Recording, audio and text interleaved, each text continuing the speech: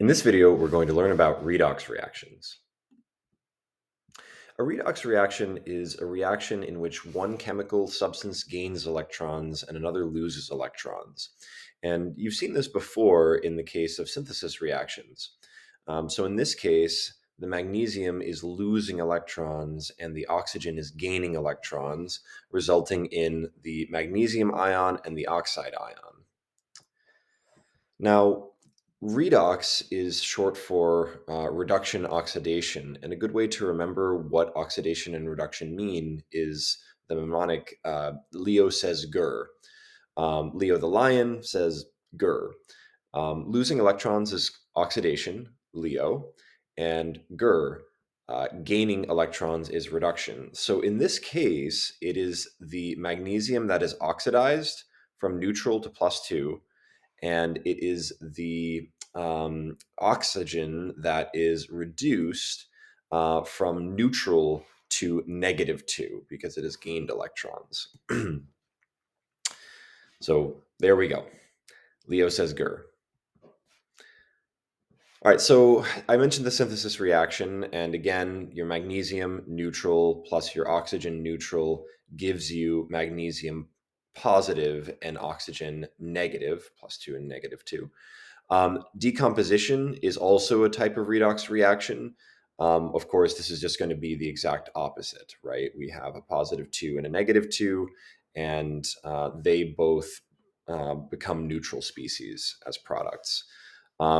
Single replacement is another type of redox reaction, and actually, we're going to go into this a little bit more in just a minute.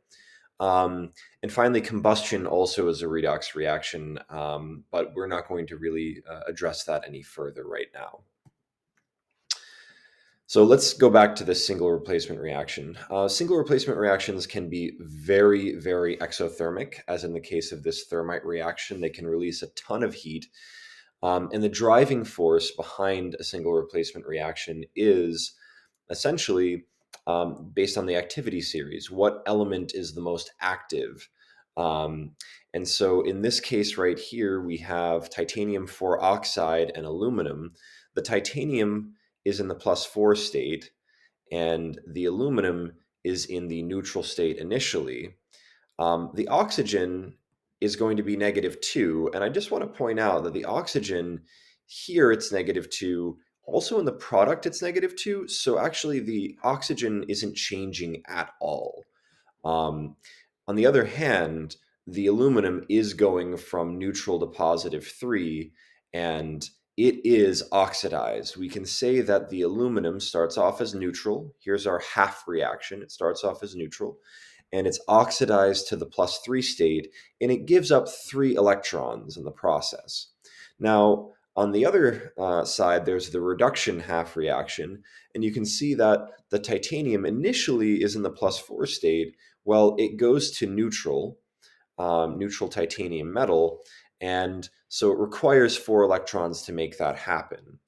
So what we can do is we can balance the chemical reaction overall by multiplying the oxidation and reduction half reactions by coefficients to get the electrons to cancel.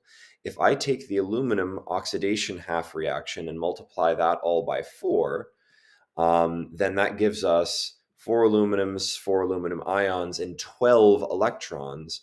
For our reduction, I'm going to multiply that by 3. So 3 titanium ions plus 3 times 4 is 12 electrons, give us 3 titanium ions.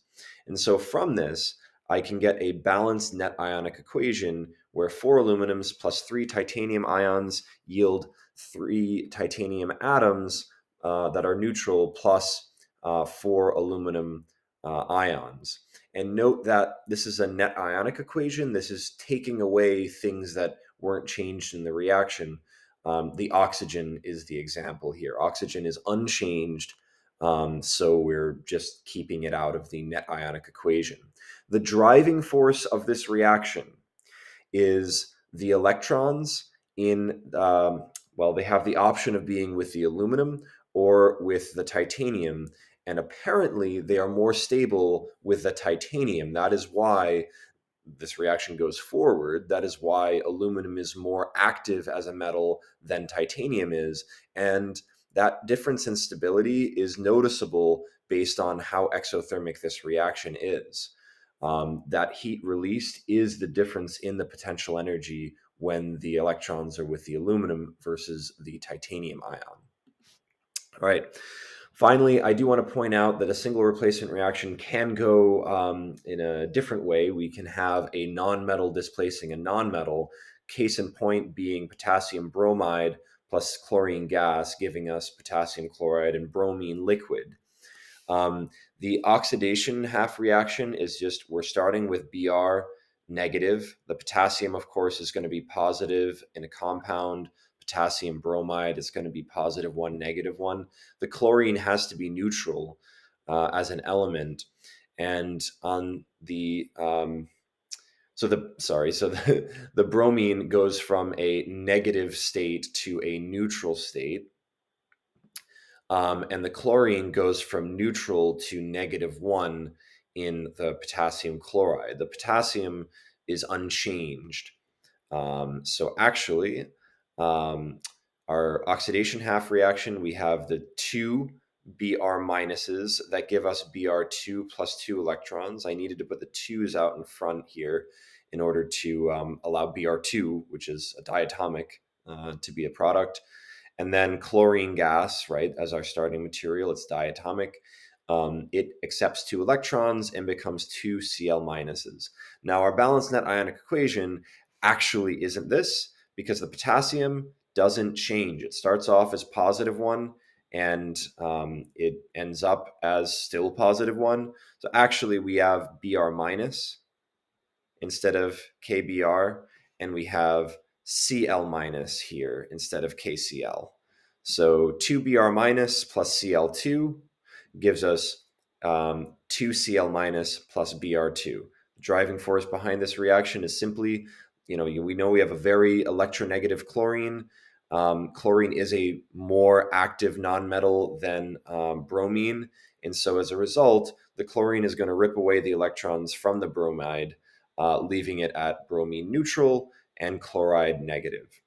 Anyway, I hope you've enjoyed this video and I hope it's been helpful. Please feel free to leave any questions or comments in the comment section below. Thanks for watching.